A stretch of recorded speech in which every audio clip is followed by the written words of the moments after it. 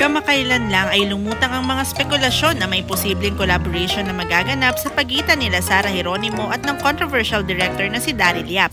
Ayon sa balita, ang meeting ay inorganisa ng Viva, ang entertainment company na parehas humahawak sa kanila. Umusong ang mga haka-haka na ito dahil sa remarks ni Sara patungkol sa gusto nitong gumawa ng isang project na kakaiba at something new for her. Sa aming opinyon, ang posibleng tambalang ito ay maaaring magbukas ng bago at sariwang pahina sa karera ni Sara. Kilala si Daryl Yap sa paggawa ng mga provoking at unique na pelikula at online content gaya ng Vincentiments at Joable na magkaiba sa usual na mga proyekto ni Sara. Sa ganitong paraan, maaaring mas maraming tao ang ma-curious at maengganyo na subaybayan ang kanilang proyekto.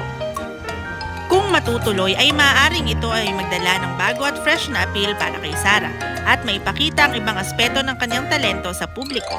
Maaaring ang pagtahak na ito sa ibang genre ay magdala ng bagong excitement sa kanyang mga tagahanga at mag-attract ng mas marami pang audience. Sa kabilang dako, ang collaboration na ito ay maaaring magdala rin ng kontrobersiya dahil sa pagkakaiba ng style ni Sara at Daryl Yap.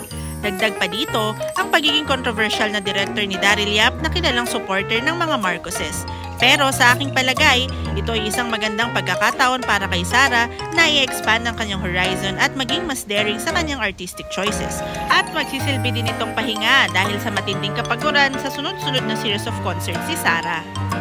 In addition to this, ang pagtanggap ng mga ganitong klaseng proyekto ay magpapakita ng kanyang professional growth at readiness na tahakin ng iba't ibang uri ng storytelling.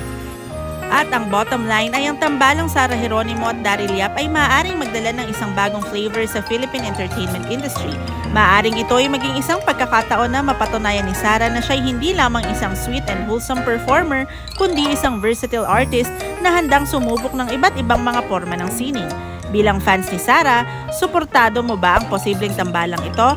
Please let us know through the comment section below.